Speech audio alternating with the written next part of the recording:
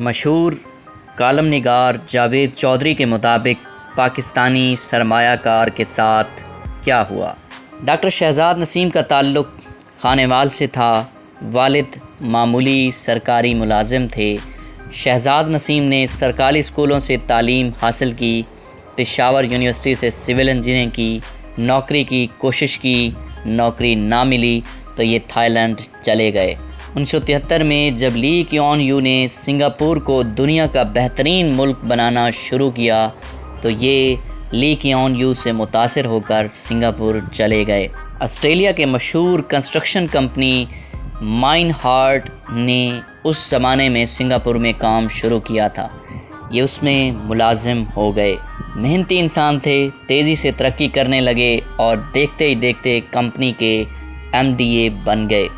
Company نے انہیں 1985 میں پورے ایشیا کا ڈائریکٹر بنا دیا۔ کمپنی کے مالک بل مائن ہارٹ ان سے بہت متاثر تھے۔ اس نے انہیں اپنا بیٹا بنا لیا۔ یوں یہ 1997 میں کمپنی میں شیئر ہولڈر بھی بن گئے۔ بل مائن ہارٹ کا 2003 میں انتقال ہوا تو کمپنی اس کی بیٹی کے حصے میں آ گئی۔ اس نے چلانے کی کوشش کی مگر بزنس اس کے بس کی بات نہیں تھی، چنانچہ اس نے کمپنی بیچنے کا فیصلہ کر لیا۔ میں بات آگے بڑھانے سے پہلے آپ کو یہ بھی بتاتا چلوں مائن ہارٹ کمپنی کرتی کیا ہے۔ یہ دنیا کی ٹاپ 10 ڈیزائننگ فرمز میں شمار ہوتی ہے۔ یہ ایئرپورٹس، میٹروز، ہائی ویز، واٹر سپلائی اسکیمیں، سیوریج سسٹم اور دنیا کی بلند ترین عمارتیں بناتی ہے۔ مائن ہارٹ نے ملیشیا میں دنیا کی دوسری بلند ترین عمارت مرڈیکا بنائی۔ یہ 118 منزلہ عمارت ہے۔ انڈونیشیا کی بلند ترین عمارت تھیمرن انڈونیشیا کی بلند ترین عمارت تھیمرن بنائی۔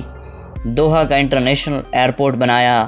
مسقط ایئرپورٹ، چانگی ایئرپورٹ کا ٹرمینل 1 اور دہلی اور بمبئی کے ایئرپورٹ سمیت بھارت کے 6 بڑے ہوائی اڈے بنائے۔ سنگاپور کی تمام اہم عمارتیں بھی اسی کمپنی نے بنائی۔ کمپنی میں 5000 انجینئرز، آرکیٹیکٹس، دنیا بھر میں 55 دفاتر ہیں اور یہ سالانہ $25 ارب کے پروجیکٹ مکمل کرتی ہے۔ یہ دنیا کی 225 بڑی عالمی ڈیزائننگ فرمز کی رینکنگ میں 45ویں نمبر پر آتی ہے۔ میں اب دوبارہ واپس ڈاکٹر شہزاد نسیم کی طرف آتا ہوں۔ کمپنی کی نئی CEO نے فرم بیچنے کا فیصلہ کیا۔ کمپنی کے اثاثوں کا تخمینہ شروع ہوا تو اس نے ایک دن شہزاد نسیم کو بلا کر کہا، آپ یہ کمپنی کیوں نہیں خرید لیتے؟ شہزاد نسیم کا جواب تھا، میرے پاس اتنی رقم نہیں ہے۔ کمپنی کی مالکن نے انہیں آفر کی، آپ کمپنی لے لیں اور مجھے کما کر قیمت ادا کرنا شروع کر دیں۔ یہ پیشکش اچھی تھی لہٰذا سودا ہو گیا۔ یوں ڈاکٹر شہزاد نسیم نے کمپنی کا چارج لے لیا اور یہ کماتے رہے اور قسطیں ادا کرتے رہے، یہاں تک کہ 2010 میں ڈیل مکمل ہو گئی اور شہزاد نسیم کمپنی کے مختار کل بن گئے۔ پاکستان کے زیادہ تر اوورسیز بزنس مین دوسرے ملکوں میں کامیابی کے بعد ایک بار پاکستان ضرور آتے ہیں۔ یہ کیوں آتے ہیں؟ اس کی 3 وجوہات ہیں۔ یہ اپنی مہارت اور کامیابی کو اپنے ملک اور اپنے لوگوں کے ساتھ شیئر کرنا چاہتے ہیں۔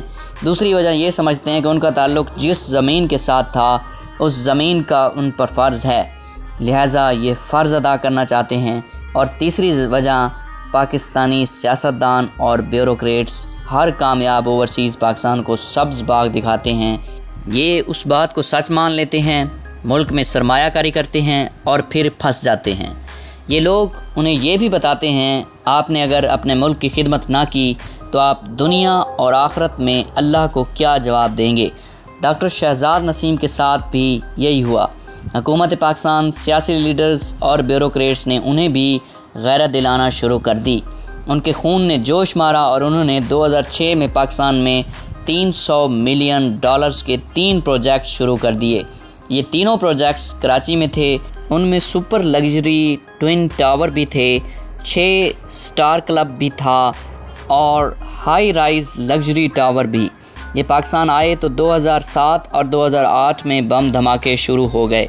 کراچی میں چینیوں پر حملے ہونے لگے۔ لہٰذا شہزاد نسیم کا چینی کانٹریکٹر اپنے ملازمین سمیت واپس چلا گیا۔ یوں پہلے ہی ملبے میں ان کے 1 ارب روپے ڈوب گئے۔ یہ ابھی اس جھٹکے سے نہیں سنبھلے تھے کہ ان کے خلاف مقدمات شروع ہو گئے۔ کبھی ایک شخص عدالت چلا جاتا اور کبھی دوسرا پولیس یا FIA کو درخواست دے دیتا۔ عدالتی کارروائیوں کی وجہ سے ان کی بینک گارنٹیز ڈوب گئیں۔ اس دوران نیب کا کیس بھی بن گیا اور یہ نیب کی پیشیاں بھی بھگتنے لگے۔ نیب ایکٹیو ہوا تو FIA بھی پوری طرح میدان میں کود پڑا اور یوں مقدمے اور پیشیاں ہوتی چلی گئیں۔ حکومت پاکستان نے اسی دوران انہیں ستارہ امتیاز سے نوازا۔ یہ حکومت کی طرف سے ان کی کامیابی اور خدمات کا اعتراف تھا۔ حکومت ان سے ایک طرف اسلام آباد، لاہور اور کراچی میں میگا پروجیکٹ شروع کرنے کی درخواست کر رہی تھی۔ یہ ان سے پاکستان کا پہلا سمارٹ سٹی بنوانا چاہتی تھی۔ ان سے اسلام آباد کا ایئرپورٹ اور راوی ریور ڈیولپمنٹ کے ماسٹر پلان بنوا رہی تھی، اور دوسری طرف ان کے اوپر مقدمات پر مقدمات بنتے چلے جا رہے تھے۔ انہیں ایک طرف ستارہ امتیاز دیا جا رہا تھا اور دوسری طرف یہ ملزم بن رہے تھے۔ ان کا بیٹا جو اس وقت مائن ہارٹ کمپنی کا CEO بھی ہے، وہ کراچی نہیں آ سکتا کیونکہ ان کے خلاف مقدمے بن چکے ہیں۔ وہ پولیس اور FIA کو مطلوب تھا۔ آپ اب صورتحال ملاحظہ کیجئے۔ شہزاد نسیم ایک طرف دنیا کے 55 ملکوں میں بزنس کر رہے ہیں۔ پاکستانی اوریجن ہونے کے باوجود بھارت نے انہیں لانگ ٹرم ویزے دے رکھے ہیں اور یہ وہاں اربوں روپے کے پروجیکٹس کر رہے ہیں۔ کمپنی آسٹریلیا سے لے کر برطانیہ تک سینکڑوں پروجیکٹ پر کام کر رہی ہے اور یہ سالانہ $1 بلین، ہماری کل برآمدات $16 بلین ہیں کے منصوبے مکمل کرتی ہے، جبکہ دوسری طرف یہ اپنے ملک میں داخل نہیں ہو سکتے۔ یہ ایک طرف ملک کے تیسرے بڑے ایوارڈ ہولڈر ہیں اور دوسری طرف یہ پولیس، FIA اور نیب کو مطلوب ہیں۔ یہ ایک طرف سنگاپور میں پاکستانی ایمبیسی کے سب سے بڑے ڈونر ہیں۔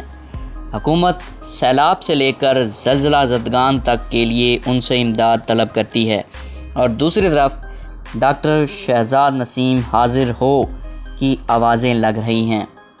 چنانچہ ہم اگر شہزاد نسیم کو پاکستان میں سرمایہ کاری کے خوفناک ترین مثال قرار دیں تو یہ غلط نہیں ہوگا۔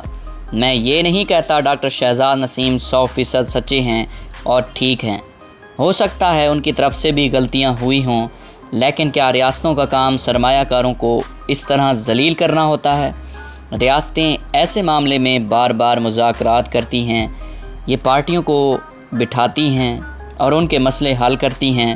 یہ سرمایہ کاروں کو اس طرح پولیس اسٹیشنوں میں ضائع نہیں کرتی۔ آپ خود فیصلہ کیجئے۔ شہزاد نسیم ایک بڑا کاروباری نام ہیں۔ اگر ان کے ساتھ اپنے ملک میں یہ سلوک ہوگا تو کیا غیر ملکی سرمایہ کار پاکستان میں سرمایہ کاری کریں گے؟ مجھے یقین ہے یہ شخص اگر کسی دوسرے ملک کا شہری ہوتا تو وہ ملک اسے سرمایہ کاری کا سفیر، وزیر یا مشیر بنا دیتا اور اس کی مدد سے عالمی سرمایہ کاروں کو اپنی طرف متوجہ کرتا، جبکہ ہم نے اسے عبرت کی نشانی بنا دیا۔ ہم نے اس کی نیکی کو اس کے لیے سزا بنا دیا۔ حکومت نے ملک میں سرمایہ کاری بڑھانے کے لیے 20 جون کو اسپیشل انویسٹمنٹ فیسیلیٹیشن کونسل بنائی ہے۔ اس کا مقصد دنیا بھر کے سرمایہ کاروں کو پاکستان کی طرف متوجہ کرنا ہے۔ کونسل میں سول اور ملٹری دونوں قسم کے اہلکار موجود ہیں اور بظاہر حکومت اور فوج دونوں فریق اس بار سیریس دکھائی دیتے ہیں۔ ہمیں یہ قدم بہت پہلے اٹھا لینا چاہیے تھا۔ بہرحال دیر آید درست آمد۔ تاہم میری کونسل سے درخواست ہے، سرمایہ کاری کے کھیل میں مقامی سرمایہ کار اور اوورسیز سرمایہ کار سب سے اہم ہوتے ہیں۔ باقی دنیا ان کے بعد ملکوں کی طرف متوجہ ہوتی ہے۔ آپ اگر ملک کو سرمایہ کاری کے لیے کھولنا چاہتے ہیں تو آپ سب سے پہلے اپنے مقامی اور اوورسیز پاکستانی سرمایہ کاروں کا اعتماد حاصل کریں۔ اگر یہ لوگ سرمایہ کاری کے لیے تیار ہو گئے تو پھر باقی دنیا کے سرمایہ کار بھی آ جائیں گے۔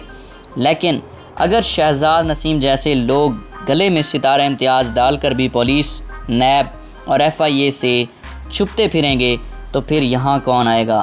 چنانچہ میری اسپیشل انویسٹمنٹ فیسیلیٹیشن کونسل سے درخواست ہے، ڈاکٹر شہزاد نسیم آپ کے لیے ٹیسٹ کیس ہیں۔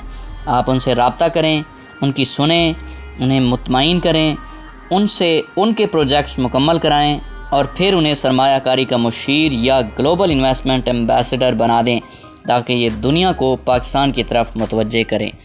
آپ ان سے ایئرپورٹس بھی بنوا سکتے ہیں، نئے شہر بھی ڈیولپ کرا سکتے ہیں اور اسلام آباد کے بلو ایریا کو بزنس ڈسٹرکٹ میں بھی تبدیل کرا سکتے ہیں۔ ملکوں کی ترقی کا یہ راستہ ہوتا ہے، لیکن ہمیں یہ راستہ لینے کے لیے اپنی حماقت اور انا ترک کرنی پڑے گی، اور ہم بظاہر اپنے ان اثاثوں سے محروم نہیں ہونا چاہتے، چنانچہ ہماری مرغیاں دوسروں کے گھروں میں انڈے دے رہی ہیں اور ہم چارپائی پر بیٹھ کر پچ کر کے دوسروں کی مرغیوں کو اپنی طرف متوجہ کر رہے ہیں۔